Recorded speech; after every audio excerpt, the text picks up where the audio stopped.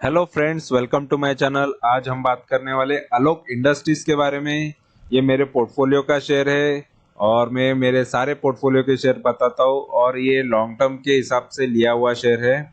और फिलहाल ये अभी कौन से पोजीशन में है या कितने रिटर्न्स पे अभी ये मुझे दिखाई दे रहा है और मेरी इन्वेस्टमेंट कब से है, तो वो सारी डिटेल बताऊंगा और आगे के लिए इसका क्या है और रिजल्ट्स कैसे है, फाइनेंस फंडामेंटली कैसा है, बिजनेस कैसा है, ये सारी चीजें हम इसके बारे में जानने वाले हैं। तो वीडियो एंड तक देखो और वीडियो अच्छा लगा तो जरूर चैनल को सब्सक्राइब करना।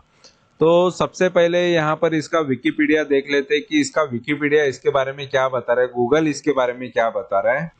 तो सबसे पहले यहाँ पर आप देखो कि आलोक इंडस्ट्रीज जो लिमिटेड ये टेक्सटाइल कंपनी है, टेक्सटाइल मैन्युफैक्चरिंग कंपनी है और मुंबई में बेस है। और यहाँ पर it's main business involve weaving, नाइटिंग, processing, home textile, readymade garments and polyester yarn. ये इसका मेन बिजनेस है। तो ये इसके वेबसाइट पे भी जाके आपको दिखा दूंगा कि क्या है एक्चुअली, किस तरीके के इनके प्रोडक्ट्स हैं। और यहाँ पर ये 1986 से ये कंपनी है, ठीक है। तो ये बिजनेस 1986 से कर रही है बिजनेस और 13,000 प्लस इसके एम्प्लॉयज है। और यहाँ पर और नीचे इसके डिटेल्स देखेंगे तो इसके जो पेरेंट ऑर्गेनाइजेशन है वो जेएम फाइनेंशियल है और रिलायंस इंडस्ट्रीज लिमिटेड। तो जेएम फाइनेंशियल जिसके पास शेयर्स रहेंगे उनको पता होना चाहिए कि आलोक इंडस्ट्री भी जेएम फाइनेंशियल के पास है और रिलायंस इंडस्ट्रीज के पास भी है, ठीक है। तो रिलायंस इसको खरीदने वाला था, तभी ये बहुत पीक में था या ये बूस्ट कर रहा था, काफी बढ़ रहा था। क्योंकि देखो कभी भी किसी के लिए एकदम अच्छी न्यूज आ जाती है तो शेयर भागना चालू करता है। तो वो भी चीज हम देखने वाले हैं। और थोड़ा इसका वेबसाइट भी एक बार विजिट कर लेते हैं। तो वेबसाइट पे यहाँ पर देख सकते हो, यहाँ पर जो डिटेल्स थोड़ा बहुत यहाँ पर दिखाया है, लेकिन इसके प्रोडक्ट पहले मेन है वो देखेंगे हम। तो फैब्रिक किस तरीके का है और शॉपिंग बैग्स वगैरह बहुत सारे प्रोडक्ट्स है एक्चुअली, यहाँ पर पूरी लिस्ट है। इस तरीके के इनके ये प्रोडक्ट्स है, ठीक है। तो पूरा आपको एक एक करके आपको देखना पड़ेगा। तो बहुत सारे प्रोडक्ट्स है, ठीक है। ये रुमाल भी बनाती है, हैंकर चिप भी बनाती है और ये इस तरीके के फैब्रिक्स बनाती है, ठीक है। तो ये बहुत टाइप के आप चाहिए तो कंप्लीटली आप देख सकते हो, एक एक प्रोडक्ट करके ओपन करके देख सकते हो कि आपकी कंपनी आप जिसमें इन्वेस्टेड हो या आप इन्वेस्ट करने वाले हो तो वो की बिजनेस क्या करती है। अगर आप लॉन्ग टर्म के हिसाब से सोचते रहोगे तो ही देखो, नहीं तो आप अगर शॉर्ट टर्म या बहुत कम देरी के लिए रखना चाहते हो तो आपको जस्ट उसके टेक्निकली चीजें देखनी है और उस हिसाब से ट्रेड करना है। लेकिन मैं यहाँ पर मेन तो शॉर्ट टर्म या लॉन्ग टर्म के हिसाब से ही शेयर्स बताता हूँ, ठीक है। और क्योंकि मैं भी उसी तरीके से होल्ड करके कमाता हूँ, क्योंकि शॉर्ट टर्म और या एकदम से इंट्राडे या एकदम कम समय के लिए रख के कोई फायदा ज्यादा होता नहीं। तो यहाँ पर इसका शेयर भी देख लेते हैं। तो क्योंकि वेबसाइट पे ज्यादा हमको प्रोडक्ट एक एक करके देखने में बहुत टाइम लग जाएगा। तो यहाँ पर वेबसाइट पे हम ये मनी कंट्रोल के वेबसाइट पे हम आ गए। तो एनएससी बीएससी दोनों पर ये शेयर ट्रेड करता है, ठीक है। तो दोनों जगह पे मिल जाएगा आपको ट्रेडिंग और दोनों जगह पे होने की वजह से इसमें वॉल्यूम भी ज्यादा आ जाता है। और ये 20 का लो मार चुका है पूरे साल भर में और 35 का हाई मार चुका है, यानी 35.80 यानी 36 के आसपास इसने हाई मारा हुआ है और 20 के आसपास इसने लो मारा है। तो काफी इसने गिरावट दिखाई है उसके हाई से।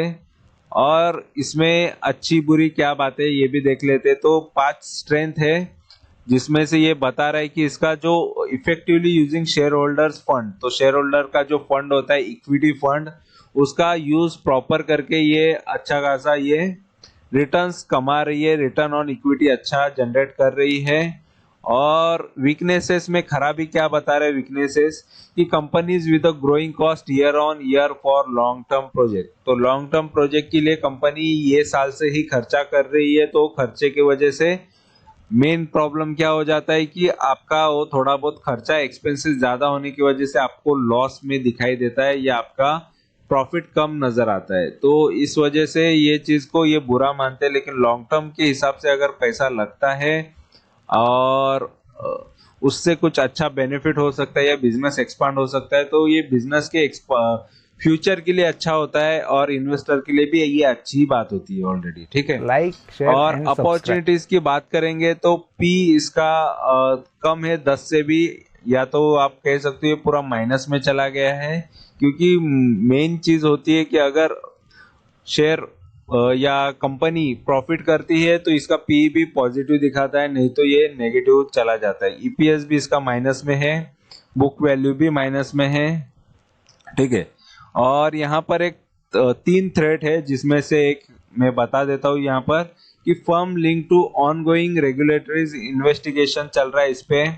ये एक चीज है, डर की बात है। यहाँ पर एक कुछ इन्वेस्टिगेशन चल रहा है ये कंपनी पे, ये एक बैड न्यूज है इसके बारे में। और मार्केट कैपिटल इसका 11,072 करोड़ का है। ठीक है। तो मार्केट कैपिटल में भी अच्छा खासा इसके पास मार्केट कैपिटल है फिलहाल तो। और यहाँ पर इसके चार्ट्स में आपको दिखा देता हूँ, एक साल से दिखा देता हूँ, एक साल से किस तरीके के चार्ट रहे इसके। तो काफी ये स्टार्टिंग से देखा जाए तो देखो 20 रुपए का ही शेयर हुआ करता था, तो वहां से इसने एक अच्छा बड़ा उछाल मारा था, 32 का ये हाई जल्दी दिया था।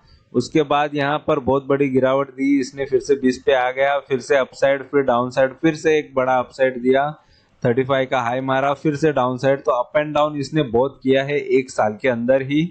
और 5 साल की बात करेंगे तो 5 साल में देखो किस तरीके का 1 रुपए का भी शेयर हुआ करता था, 1-2 रुपए का शेयर हुआ करता था ये एक टाइम पे।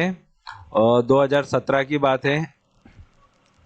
तो 2017 से ये 1-2 रुपए का शेयर डायरेक्टली आपको देखने मिलेगा, ये 58 का हो गया था। और यहीं पे न्यूज आई थी रिलायंस इसको खरीदने वाला है। तो रिलायंस के नाम की वजह से शेयर काफी भाग गया था। और वो टाइम पे, और मेरी इन्वेस्टमेंट में बता देता हूँ, मेरी इन्वेस्टमेंट लगभग 2020 में थी, 16 रुपए के आसपास फरवरी के टाइम पे मैंने इसमें इन्वेस्ट किया था। ठीक है। तो 16 फरवरी के टाइम पे मेरी इन्वेस्टमेंट होने के बाद ये वहां से लगभग मेरा 16 रुपए का भाव था और वहां से थोड़ा गिर गया था। फिर उसके बाद ये काफी उछाल मारा इसने, काफी बढ़ गया। ठीक है। तो मेरे लेने के बाद थोड़ा ये गिर चुका था ऑलरेडी, वो मार्च में सभी शेयर्स गिर चुके थे, ये तो आपको पता होना चाहिए, कोविड की वजह से सभी शेयर्स गिरे थे। तो मेरे साथ कोई अलग चीज नहीं हुई थी, तो वो शेयर मेरे भी गिर चुके थे। फिर बाद में ऑटोमेटिकली बढ़ा तो मुझे उसको कुछ करना नहीं पड़ा, तो बहुत स्पीड में भागा, लेकिन मैंने उसको बेचा नहीं। ठीक है। चलो, मुझे प्रॉफिट हो रहा था, मैंने बेचा नहीं, और मैंने मेरे लॉन्ग टर्म के हिसाब से इसको सोच के रखा था कि आलोक इंडस्ट्री न्यूज में था एक्चुअली, तो लेके तो रखा। और चलो, टेक्सटाइल कंपनी है, रिलायंस इसको एक्वायर कर रही है, ले रही है, तो आगे जाके, और ऑलरेडी ये दबी हुई कंपनी थी, एनसीएलटी से उठाई जाती है। देखो, एनसीएलटी में जो कर्जे, बहुत सारे कर्जे में है, या पूरी बर्बाद हो गई कंपनी, या जिसका दिवालिया निकल गया पूरा, कंगाल हुई कंपनी को बड़ी कंपनियां खरीद लेती है, तो उस तरीके का इसका भी हाल हो गया था। तो तभी रिलायंस आगे आया, जेएम फाइनेंशियल आगे आया, और उन्होंने इसमें पैसा लगा के इसको खरीद लिया। तो इसकी वजह से ये शेयर थोड़ा भागा। तो भागने के बाद ये थोड़ा फिर से करेक्शन तो होता ही है कि बड़े इन्वेस्टर्स भी साथ साथ में बड़ा पैसा लगाते हैं, फिर वहां से वो प्रॉफिट बुकिंग करना चालू कर देते, बेच के निकल जाते थोड़ा, फिर एक शेयर फिर एक ही रेंज में चलते रहता है। देखो, फिर ये रेंज में चलते रहा। ठीक है। और मैक्स की बात करेंगे तो मैक्स में एक टाइम पे ये शेयर कितने का हुआ करता था, ये मैं बता देता हूँ। लगभग 10-20 साल पहले ये 100 रुपए का शेयर हुआ करता था। ठीक है। और 100 रुपए का शेयर काफी गिर के ये 5-6 रुपए का हो गया था। फिर 5-6 रुपए से ये फिर से बढ़ के और फिर से 98 गया था, फिर गिरा, 98 से फिर गिरावट आई, फिर 50 रुपए के भाव पे आया था, फिर से ये बढ़ गया, और फिर 105 के भाव पे चला गया, या 107 के भाव से फिर से गिरा। तो इसमें अप एंड डाउन बहुत दिखाए ये कंपनी ने, फिर से ये बढ़ा। तो लाइक, शेयर एंड इन्वेस्टर को सब्सक्राइब। ये, जो शॉर्ट टर्म रहेंगे इन्वेस्टर उनको अच्छा फायदा हुआ रहेगा, या ट्रेडिंग करते रहेंगे उनको भी फायदा हुआ रहेगा, क्योंकि इसने गिरावट भी दिखाई है, उछाल भी दिखाया है, दोनों चीजें दिखाते आया है ये, ठीक है। और यहाँ पर नीचे हम इसके परफॉर्मेंस देखेंगे तो परफॉर्मेंस में सिर्फ 3 साल के रिटर्न्स काफी अच्छे हैं। लगभग इसने 4-5 गुना ये शेयर का भाव कर दिया है 3 साल में ही। और एक हफ्ते से जो भी इन्वेस्टेड है उसको 2.5% का रिटर्न मिला है, और एक महीने से जो इन्वेस्टेड है उसको लॉस है, 3 महीने वाले को भी लॉस है, YTD वाले को भी लॉस दिख रहा होगा 13% का। यानी जनवरी से अभी तक जो भी इन्वेस्टेड है उनको भी लॉस है, 6 महीने से भी इन्वेस्टेड है उनको, और 1 साल से इन्वेस्टेड है उनको थोड़ा 7-7.5% का प्रॉफिट नजर आ रहा है। और यहाँ पर आलोक इंडस्ट्रीज का मार्च का सेल्स बता रहा है जो कि अप हुआ है 37% से। ये काफी अच्छी न्यूज है, सेल्स अच्छा बढ़ गया है लास्ट ईयर से। 80% की जनता इसकी बोल रही है कि बाय करो, ठीक है। और यहाँ पर नीचे हम इसके फाइनेंशियल देखेंगे तो फाइनेंशियल देखो, रिवेन्यू इसका किस तरीके का है। तो रिवेन्यू 2018 में 5,500 का था, फिर ये घटते गया थोड़ा, ठीक है, थोड़ा सा घटा, फिर थोड़ा सेम रेंज में रहा 2020 में, फिर 2020 से इसका रेवेन्यू बढ़ते हुए नजर आया। तो रेवेन्यू काफी बड़ा है 7,300, तो सेल्स अच्छा हुआ है। और नेट प्रॉफिट की बात करेंगे तो देखो 2018 में काफी सेल्स, नेट प्रॉफिट काफी गिरा था, 18,000 करोड़, 18,500 करोड़ का कंपनी को लॉस हुआ है, या उस पे उतना उसका काफी बुरा हाल हुआ है 2018 में, क्योंकि इतना जबरदस्त लॉस सेल के मुकाबले। सेल्स देखो, और ये 5,500 का सेल्स, और प्रॉफिट देखो, नेट प्रॉफिट, तो ये लॉस देखो 18,500।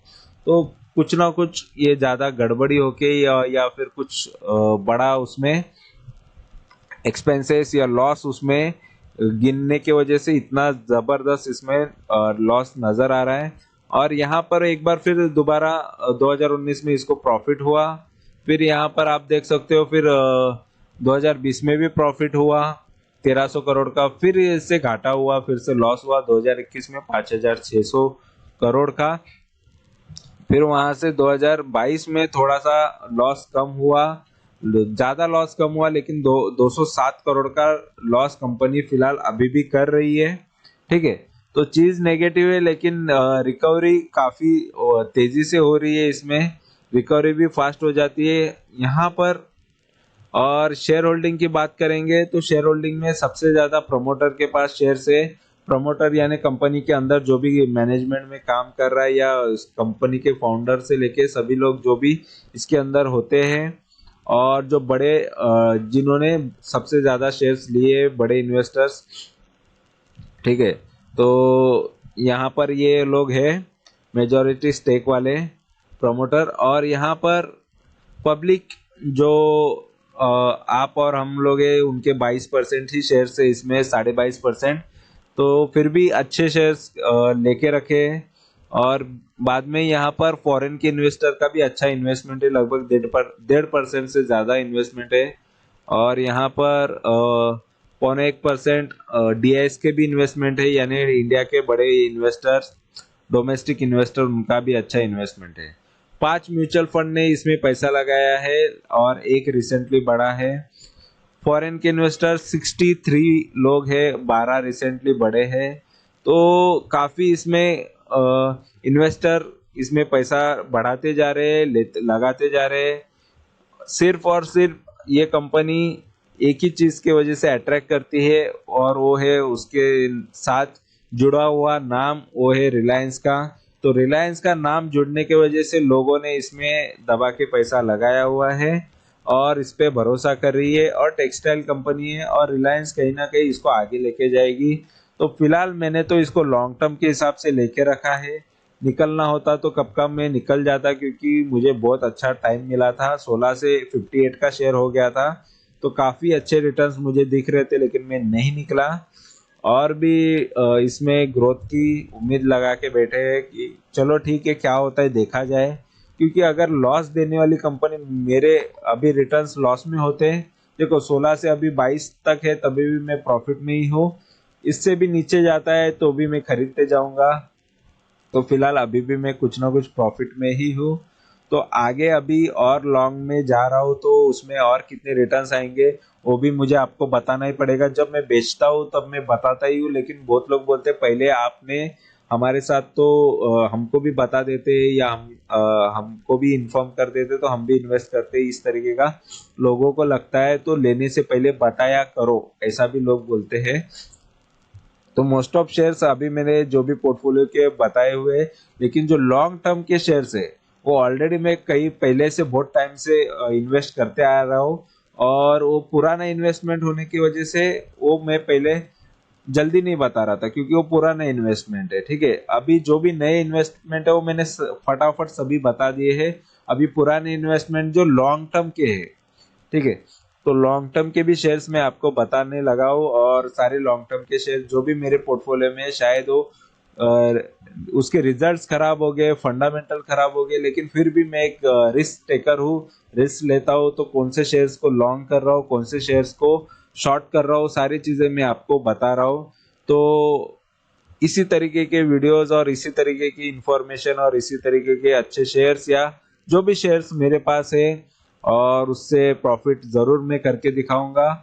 और मेन चीज है कि ये टाइप के वीडियोस आपके लिए मैं लाते जाऊंगा और इससे प्रॉफिट अच्छा खासा कमा के आपको दिखाते जाऊंगा। ठीक है, तो वीडियो अच्छा लगा है, इंफॉर्मेशन अच्छी लगी है तो जरूर चैनल को सब्सक्राइब करो, चैनल से जुड़ो, उससे आपको इंफॉर्मेशन मिलेगी, नॉलेज मिलेगी, और जरूर यहाँ से प्रॉफिट निकलते हुए आपको नजर आएगा। ठीक है, तो वीडियो अच्छा लगा है तो जरूर चैनल को सब्सक्राइब करो, लाइक करो, कमेंट करो, दोस्तों के साथ शेयर करो। सब्सक्राइब करने में बिल्कुल कंजूसी मत करो। ठीक है, thank you very much for watching my video. Thank you, bye bye. Video अच्छा लगा, लाइक शेयर एंड सब्सक्राइब।